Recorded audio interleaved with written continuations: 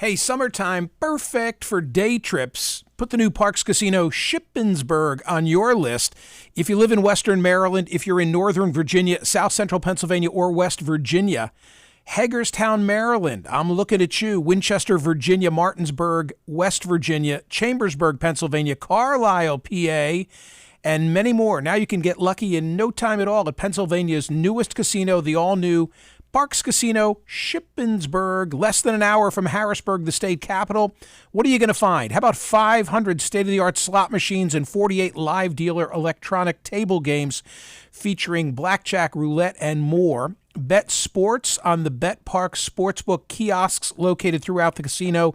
Enjoy the grub at the Liberty Bar and Grill. Get in on all the action and have some fun in Shippensburg. Just visit parkscasino.com. Got to be 21 for the casino. Gambling problem, call 1-800-GAMBLER.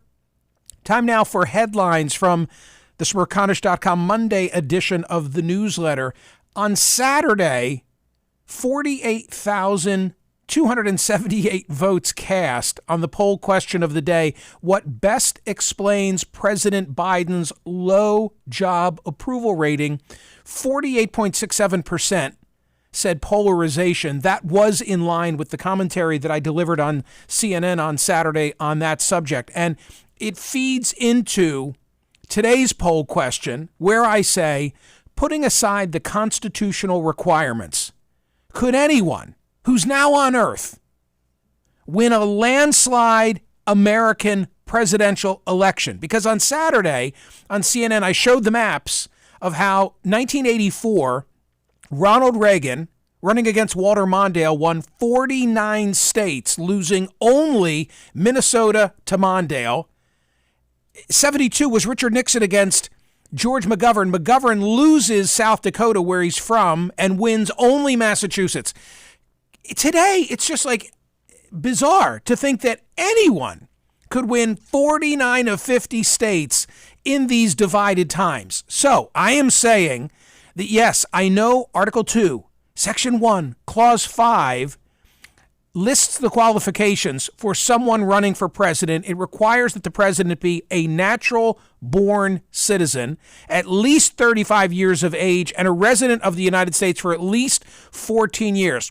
Put that aside and give me somebody, anybody on the planet who you think could get 49 of 50 states. Of course, that is the most important part of it. And when you sent me this possible poll question, I said, isn't that a little bit dramatic? Like, can anyone on Earth? And you were like, no, that's the whole point. No, I want Lionel Messi to be in your mind. Not a chance. I want Pope Francis. No way. I want Prime Minister Modi. He has huge numbers in India. He's got like an 80% approval rating. I'm giving you Taylor Swift. I'm giving you Beyonce. I'm giving you Bono. Oh my God. I'm giving you Arnold Schwarzenegger. A lot of people on Saturday said Tom Hanks or Matthew McConaughey. Fine. Those were two. It was a lot of actors. I want to know. Well, okay, I'm giving you Bezos. I'm giving you Zuckerberg. Anyone. I'm giving you Gates. I'm giving you Musk. I'm giving you the world. And the answer is no. Could anyone? No. It's a fun poll question, though. Isn't it a great poll question? Yeah. Okay. Yesterday, which do you want to see more, Oppenheimer or Barbie? We had 20,456, a lot of voting for a Sunday poll question on this. I went to an ice cream joint. Oh.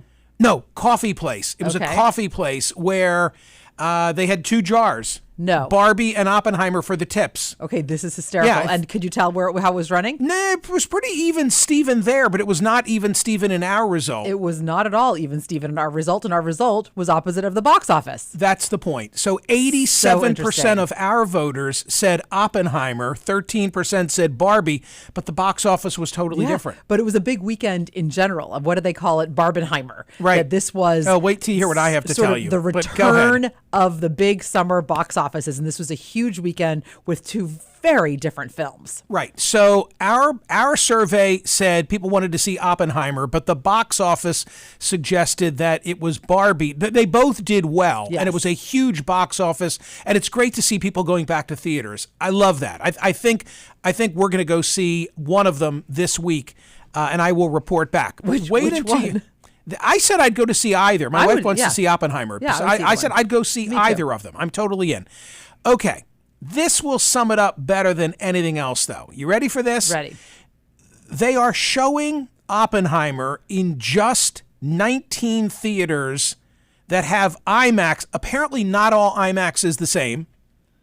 There are only 19 theaters that are IMAX that can show the 70 millimeter version. And one of them is in our backyard in King of Prussia, Pennsylvania. What do you mean 19? In the country? In the country.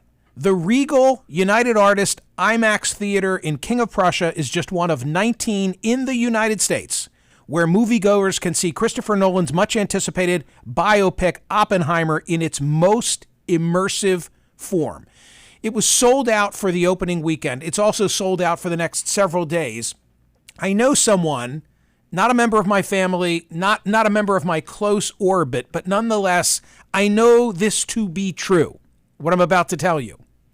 That someone wanted to see Oppenheimer so bad that I've never heard of this before, that they went to the aforementioned theater, one of just 19 in the country, where you can see it in the form that Nolan says is like the perfect form to see it, and scalped their tickets. In other words, they bought someone else's tickets? They bought someone else's tickets. And now you're going to ask me? How much? Right. First of all, let's just pause for a moment. Let's see how much are tickets these days. When's the last time you went to the movie theater? I don't care if it's $10, $20, or $40. Okay. I don't care. Okay. Because what I'm about to tell you is significantly more. But also, the funny thing is, like, the person that they took the tickets from must have been like, really, dude? Like, this is, you really... Have you ever never heard of scalping No. movie theater tickets? Absolutely not. Never. Absolutely not. Okay. I do not understand this. So what do you think someone who went to one of 19 theaters this weekend paid for a pair of tickets? Well, they're crazy. What'd they pay each? So they must have been... They're insane by definition. Yeah, but what do you think? 200. More. No, 200 per? 200 per. I heard you. So someone got I told you would love this. Lucky over the weekend because they just went to Oppenheimer, paid a normal amount to see it, and then they bought walked it away well in advance with serious and cash. as the story was told to me, very reliably. Were they good seats? Did they know the seats? Because those are assigned I have no seats. idea. And you don't I want have to be no like idea. craning I have your no neck. idea. They paid for a pair $3 each, $300 each. Yeah. Is that incredible? Is that just wow? Yeah. I don't know what to say. Now, if that was a trend, I would be like, wow. I just think it's like kind of this one-off crazy situation. Wow. I've just never Do heard. I know who this person is? I don't think so. I've just never heard of scalping for movie tickets.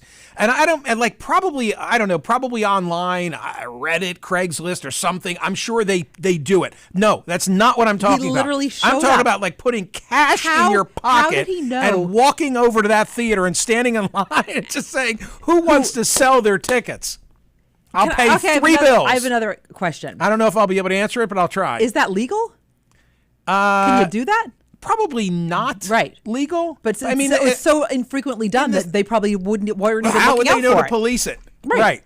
I'd like, hello. Is that really hello, what he police did? Department? He literally stood there in the lobby and said, "Does anyone want to sell?" Like I aloud, don't, like this, like this. I don't know. Hey, anyone want to sell their Oppenheimer tickets? I don't think like that. I think probably just sort of walked through the line and like, hey, anybody want to sell your tickets? It's like, yeah, no, man, no, dude. Well, hold on, I'm willing to pony up.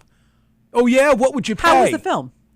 Spectacular. That's what he said? Spectacular. Okay. Or she. Whatever. Or she. Or they. I didn't say anything. You didn't say anything. Wait. I did like Peaky Blinders. One more thing. One more thing about this movie. And there is a tweet out there suggesting that this is really interesting. And you can see this in Smerconish.com. Everything that I'm discussing is in the newsletter. But it's a color. I was talking about a map of the country when Reagan ran, and it was a sea of red. Right. I have seen this map, TC. Help me understand this. The popularity by state seems to run contrary to the political, what you would expect. Really? It's interesting. So this is put out by someone, WSB chairman. This is the Wall Street Siren subreddit, which is this is all what the words I'm about to say, I have just learned. I did not know this. Okay. A very popular subreddit. And he is the chairman. He has 903,000 1,000 Twitter followers, this man who put this together. Does that mean that this map is legit? I think he does have a hand on Google Trends, and that's how he figured it out. He went onto Google Trends and figured out what each state was Googling. So in other words, if you want to go see the Barbie movie, you're going to be Googling where the Barbie movie is being shown. Absolutely. Does that make sense? Makes total sense. Okay, so that's how he did it. And then the Seth map... Stevens Davidowitz wrote a whole book about these, about what you can learn from what people Google. And that's what this Twitter guy did. So is Barbie trending or Oppenheimer in states of the United States? And he has a whole map. Is it pink or is it blue? Who is watching what in what state? Yes. And what would you think? Because what it shows is that the South is all Barbie country. Why would you not think that? I don't know. I would just think Oppenheimer, the bomb, defense, Americana. But I don't know. What's more I don't Americana than Barbie? I think it's fun. And I also think it shows that the women are leading the charge, which I kind of like. Yeah, I don't know. Also, Sound of Freedom. Oh, speaking of conservative. Sound of Freedom is doing gangbuster business as well. Gangbusters. $100 million. Do you know anything about this movie? I don't know much about it. All I know is that I haven't seen it, but it is about the, frankly, conspiratorial notion of child sex trafficking. We've heard bits and pieces about this in my conservative Instagram and Twitter that I follow. It's a huge deal that they believe that there's child sex trafficking going on all over the country. Very big, rich, powerful men are involved in this. Usually it is on the D side, on the liberal side is, covering things up. And a lot of my conservative mommy bloggers are very concerned about this. So it did not surprise me when I saw the subject matter. But evidently it's very well done and thought-provoking. I saw the trailer. It looks interesting. It's not the kind of movie that I would pay to go see, but it is the kind of movie that I would probably watch at home. Yeah. I know that Jim Caviezel, who played Jesus in Mel Gibson's Passion, is a star in it. He's got a lot of conservative supporters. Yeah. I know this. I know that the tomato meter score at Rotten Tomatoes was 74%. I know that the audience score is 99%. Okay. So people who are going to Sound of Freedom are loving it. More headlines from Smerconish.com, the Monday edition of the newsletter. We were just talking about Barbie, and we were talking about Sound of Freedom, and we were talking about Oppenheimer, that which is playing in theaters. There's a story today at the Washington Post. From jury duty to Black Snow, 9 hidden gems to watch right now. Now, I'm going to list them. Do my notes contain all 9? All 9. And okay. I find this very interesting because this is so up your alley where you say, I'm going to sell you this show. Have you ever heard of it? Right. Okay. So as you're listening, that is the question. TC and I will play along here as well. Okay. So jury duty, not only have I heard it, I've watched it, and I thought it was really well done, and I got a huge kick out of it. Thank God I listened to you, because I have also heard of it because of you. Have you watched it? I have not. Okay, but you've heard of it only because of me. Correct. All right. Black Snow. No. For me. No. I haven't heard of it. Primo. No. High School. No. No. By the way, just because it's high school, I'm interested. Like if it's on the list, I'm interested. From. No. Warrior. No. Survival of the Thickest. No. Like we've heard of none. Okay. Seinfeld. Yes. The Surrogacy. No. Bleach. No. 1,000-Year Blood War. No. I've heard of none of them except Jury Duty, and only because my son said to me, Dad, you'd really enjoy this. One thing that I did appreciate about the Washington Post coverage of this that you can find on Smerconish.com is that underneath each one, it shows where it airs. And I think that is very useful. Well, sometimes I don't even know what the outlets are. That's my point. I've never even heard of it. I have to Google that. I got to say this. Last night, I finished season 2 of Slow Horses. Oh, gosh, I've got to watch If I have any credibility with you in terms of my television viewing habits, you must watch Gary Oldman in Slow Horses. It's fabulous. They have 2 seasons that are already out there and 2 more that are coming. It'll have you from the moment you hear Mick Jagger sing, and it was specially created for this series, the opening song. Amazing. It's really a great. And what is it about? It's about this group of misfits, cast-offs from MI5, the British spy agency, who are nevertheless still with the agency. Aren't they always? But they've been relegated to Slough House. It's like when you've done something wrong, you go to Slough House. And I have a whole theory borne out by all 2 seasons of what I've seen. Slow horses or slough horses? Slow horses. Slough, Slough, which is a location like you're headed for Jabip. Oh, got it. And instead of Jabip, which is Slough, it's like Slough House, like that's where you're. But they call it Slough House. Got it. But that's not the name of the show. Okay. The show is called Slow Horses. It's Apple TV, and it is excellent. Fantastic. All right. Last headline, which I think is so interesting and good, which is this: Dave Portnoy's Pizza Mafia. This is talking about how Dave Portnoy of Barstool Sports and his pizza reviews, one bite, everybody knows the rules, have become the pizza measuring stick all over the country. He's like the country's most important food critic. Exactly. And sort of in the who knew category. This is if you are interested in this kind of thing, you will love this piece. It's great. This piece from slate.com. So here it is. David Portnoy is many things: a blogger, a podcaster, a media mogul, and the boorish entertainment personality at the helm of Barstool Sports. But over the last decade, and particularly the last 5 years, he's also become easily the most influential pizza critic in the country. The hundreds of videos plastered across his social media, 2.9 million followers on Twitter, an additional 4 million on Instagram, follow the exact same format. Portnoy stands outside of a pizza restaurant somewhere in the country with a piping hot, no toppings cheese pie in hand and submits a highly specific grade between 0 and 10. The one-bite pizza review, as they're known, are notoriously stringent. After over 1,000 reviews, only 22 pizzerias have managed to score a 9 or above, and most pizzas struggle to breach the 7.0 threshold. A 6.5 is considered respectable. Thus, if you end up at the celestial 9s or even a solid 8, your restaurant immediately goes viral, becomes a can't-miss attraction for legions of young, loud, and often inebriated Barstool diehards. So he has reviewed 3 different places where I eat pizza on a regular basis. And I disagree. I agree with one of his scores. I agree with 2 of his scores, and I disagree with one of his scores. Do tell. But the way that he does it, as TC mentions, if you've never watched, is he gets a plain pizza, and then he walks out the door and he just opens the lid, and you'll see the heat rise. Yeah. And with it still hot, he just takes a couple of bites of the pizza and immediately gives a score and a review. So one of the 22 that has broken the 9s is Angelo's on 9th Street in South Philadelphia. I probably eat an Angelo's pizza once a month, at least once a month. It is that good. It deserves to be. I love pizza. I just swallowed. I'm starving for pizza right now. The one that I disagree with is Westchester Pizza, which is in Westchester, Pennsylvania, run by a guy named Spear. Fabulous. I think so much of it that for my birthday lunch, that's where I went. And I filmed Spear making the pizza.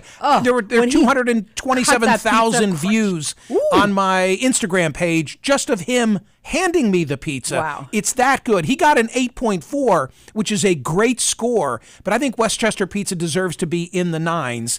And then closer to us, Campus Corner on the Villanova campus got a 6.8, and I think that's about right. And by the way, it's a respectable score. I cannot believe that he went to Campus Corner. Campus Corner, Campus Corner was so omnipresent in our house when Emma was younger that it would be she and Cammie, that they would call and they would say, well, wait, Campus Corner would say, is it this address or that address? Right. Meaning they knew that that cell phone was going to be to one of the addresses. It is, but it's just a corner joint. I believe that the Villanova students, so everybody peppers Portnoy to go here. Right. And I think that so many Villanova students told him to please go to Campus Corner that he finally obliged, and he did. But Angelo's and Westchester are here. They deserve to be. If you're going to Campus Corner, get the wings.